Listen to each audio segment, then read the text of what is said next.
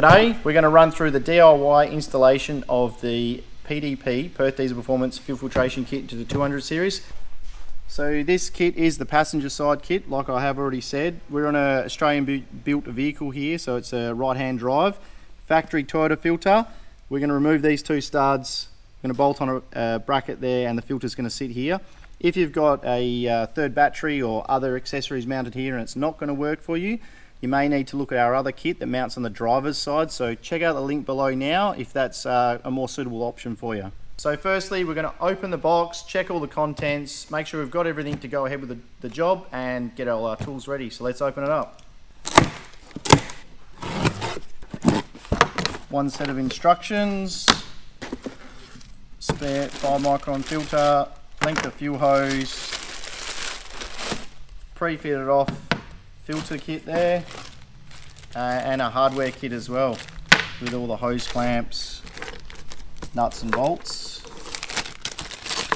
So just gone through all the contents, we've got all them there. The instructions, we've got a tool requirements or recommendations. So I've done a bit of a layout: hose cutters, pliers, stumpy nose, long nose, medium extension, ratchet, 12mm socket, and a flat blade screwdriver to do up the hose clamps. I've also got a Stanley knife as well that I open the box with. You can cut the fuel hose with that. Everyone may not have a set of proper hose cutters. These do cut them a lot nicer. So let's jump into it. Okay, so the first step, we're going to undo the two 12mm on top of the factory fuel filter. So I'll just get my sockets.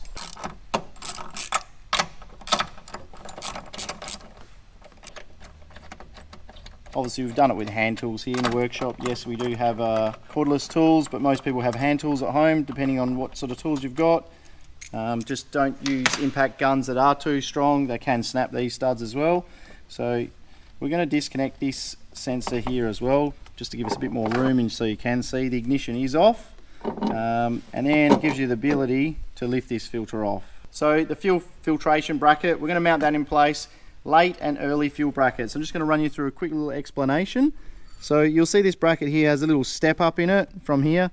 The early model cars around 2018, this bracket was flat, and the fuel filter sat a little bit lower. In the later model cars, you'll see it here, like this bracket sits a bit higher, which now means the fuel filter bracket will go underneath because the install height of the filter is raised. So if your bracket's got the step in it, this is how it needs to be installed. If it's the earlier model one and it's flatter, you're going to be installing the filter bracket on top. That's for an early model bracket that has a straight factory bracket out here. Obviously, you're just going to start the factory 12mm nuts, put the bracket back in place.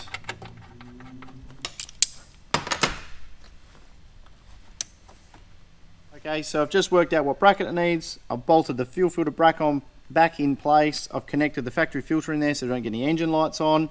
And now we're going to get the fuel filter prepped, ready to mount to the bracket. Okay, so we're going to get the filter ready now to go on the vehicle. First of all, we are going to undo the bottom of the bowl. One you want to be aware of, this little O-ring in here. Just want to make sure that guy stays in there, doesn't fall on the floor and you screw it back on with it missing. This black ring here as well. Gonna thumb and forefinger, undo it, and it just drops down. Then you just pull the filter off. Now I've got the 5 micron filter. Our high flow kits, we prefer to run the 5 micron finer filter. Also take off the little cock valve off the bottom, because we've already got one on the bottom of the water set filter here. I'm just going to line up. There's a keyway here. Then you will see in the fuel head. So you are just going to line there, push together, black ring. Once again, it's quite a coarse thread. That is going to end up around here, and you're going to hear it snap. There you go, click together.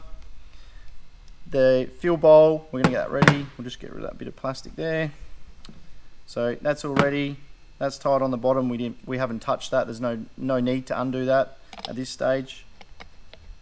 So yeah, I'm just going to get that ready when it decides to start. There we go. Spins down nice and easy. Now it's just an O-ring fit on there as well. So the O-ring's doing all the sealing work. So we've got the fuel filter ready. The brass fittings are already pre-sealed in there when you get the kit. So let's jump back into the car and we'll mount it up. So we've got the M10s, just drop them through. There is a reasonable amount of adjustment on these as well. So we've got the filter sitting in here. You'll see the holes are slotted, so the bolts, they can move around. We're just going to find a nice spot where the filter, it's not hard on anything, it's a nice little spot for it, so that's where it wants to sit. 2 14mm spanners, tighten them up, nip them up out of the way. So now we're going to tee in the secondary fuel filter into the factory fuel line. We're going to take this line off here, which is the supply line coming into the factory filter. Take this hose clamp off. We're going to move it over to the inlet of this filter. The outlet of this filter is then going to come around to the factory filter. Look, when we interrupt into the diesel fuel line, you are going to get some residue of diesel. You know, it's going to make a bit of a mess. I wouldn't advise, say, doing it over your lawn. It may, you know, diesel's going to kill your lawn, make a bit of a mess in your driveway. So maybe have some rags, that sort of stuff ready, depending on how much of a mess you're going to make. Look, we are in a workshop, so we're going to wash this car down when we're done. I'd still recommend that you wash your vehicle, then you can check for leaks once you've done the job. So let's jump into it. So now we're going to take off the factory inlet from the filter. So I'm using long nose pliers here.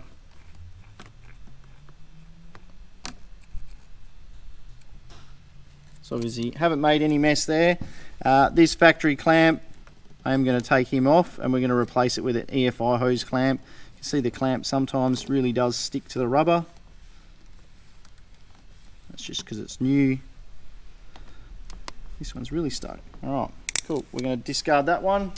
And now we are going to plumb this hose, and I'm going to put the outlet of the worm drive here. When I do the other hose, I'm going to put it here, so then they're not interfering with each other. So I'm going to push him on here, nice and easy. So pretty much take off the supply hose from the factory filter and put it into the supply hose of the filter system we are now fitting. I'm going to grab a flat blade screwdriver, and I will explain to you as well, these clamps are actually designed for EFI hose cars, and I'll show you the difference. What that is here is when you look inside and it actually does up, this little band here comes around and it covers all these perforations, so then you've got a solid band all around on the hose, and we're not cutting into the diesel hose because that's common on a diesel. If it sucks air, it's going to give you grief.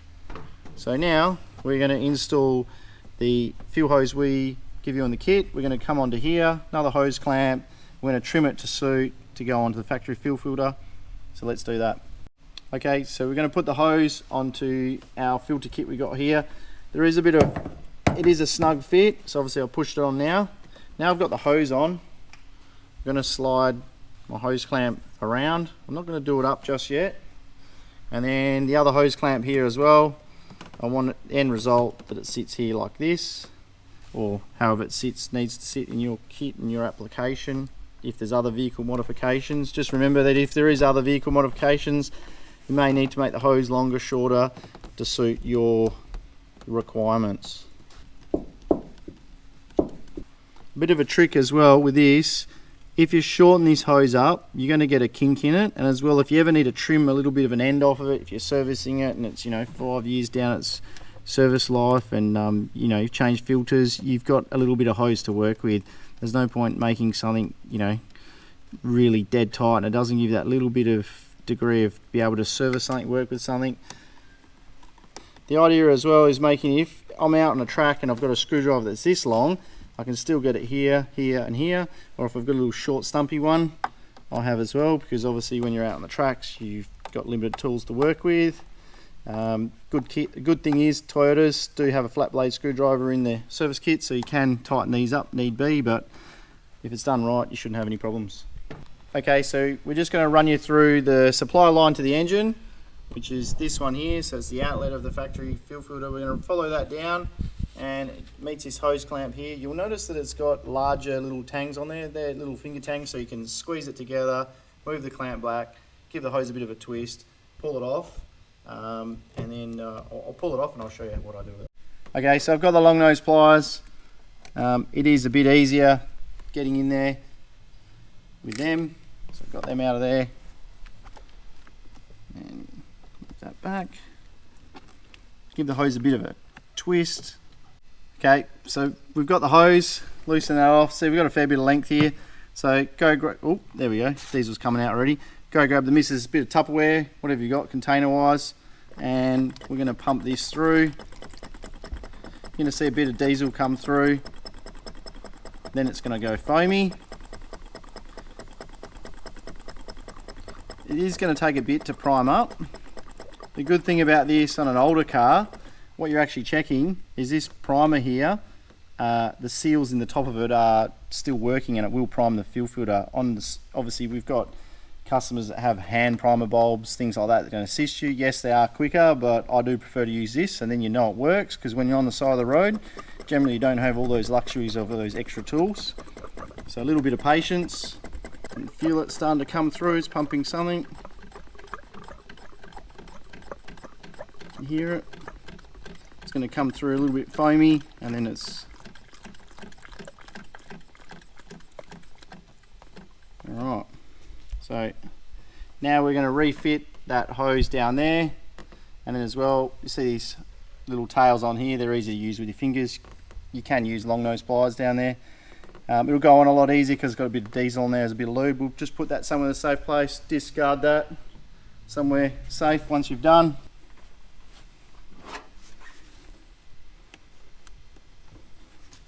And then give it the last few more pumps just to make sure it's firmed up, and you'll feel the primer bulb go nice and hard. Then you can crank the car over. I usually come around, give it another couple of pumps while it's idling. Then just check your hose clamps once again, wash down, road test, and fuel kit all fitted up.